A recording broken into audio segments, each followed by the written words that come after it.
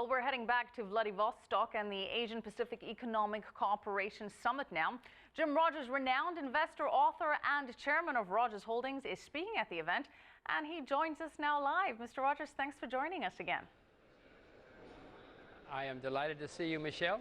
Likewise. Well, APEC's members constitute 41% of the world's population and account for 56% of the global GDP.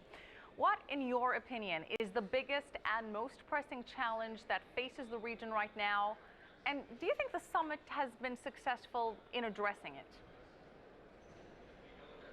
Well, the summit has just started, so I don't know if it's going to be successful. Most of these things, Michelle, are just talking shops. Nothing really gets done at places like this, but you meet a lot of people and they all get to talk to each other. And the most pressing issue, of course, is the world economy. The central bank in America is out of control and doesn't know what to do. We have currency problems. We have many problems facing the world. I don't think it's going to be solved here.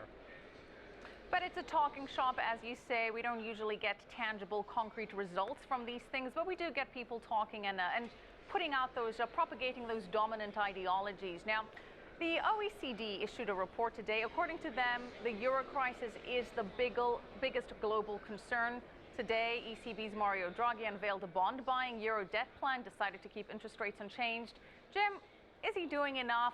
What do you think of Draghi's decision here? Michelle, that's not going to solve the problem. That's just making the problem go away until next year, they hope. This is making the problem worse. The debt is going higher and higher and higher. The solution to too much debt and too much spending is not more debt.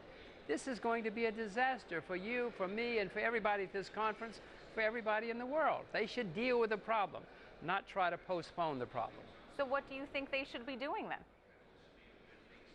They got to cut spending. They got to cut spending with an act. They got to cut spending with a chainsaw, Michelle.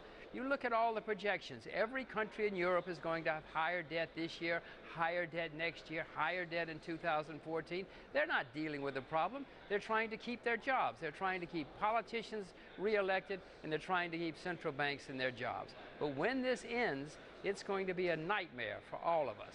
Now, you're speaking on one of the panels called The Changing Nature of Capitalism. I know that tons of debt are not in your vision of capitalism, and you've been pretty vocal about Bernanke with this regard as well. Last time we spoke, you said that he's turning the dollar into confetti. So what do you think about all this talk of more quantitative easing, more stimulus? Well, I'm actually on two panels here, not that that's relevant. We're coming to that one. Michelle, get out to the Fed's balance sheet. You will see that the money supply continues to go up at a rapid rate. You will see that the balance sheet continues to grow. They're in the market. This money's not coming from the tooth fairy. This money is coming from Mr. Bernanke. He's afraid to announce what he's doing because QE1 didn't work. QE2 didn't work. He's afraid he's going to look like a fool. He does look like a fool, but he's afraid if he announces what he's doing, then he'll look like a bigger fool. I love the way you're keeping it straight and to the point, Jim Rogers, and as you correctly said, you're on another panel.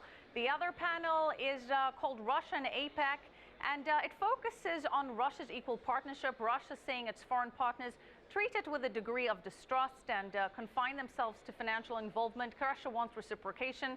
Do you think Russia is right to complain about what it calls biased cooperation? Well, I will have to say, to answer a broader question, I've been very skeptical and dismissive and downright negative on the Soviet Union and then Russia for the past many decades. Michelle, I find myself questioning my own views about Russia. I'm starting to think that maybe these guys are getting it right and good things are going to happen in Russia. I'm astonished to hear myself say those words, Michelle, but it may be changing. It may be time to think about Russia. All right. Thank you for that insight, as always, Jim Rogers.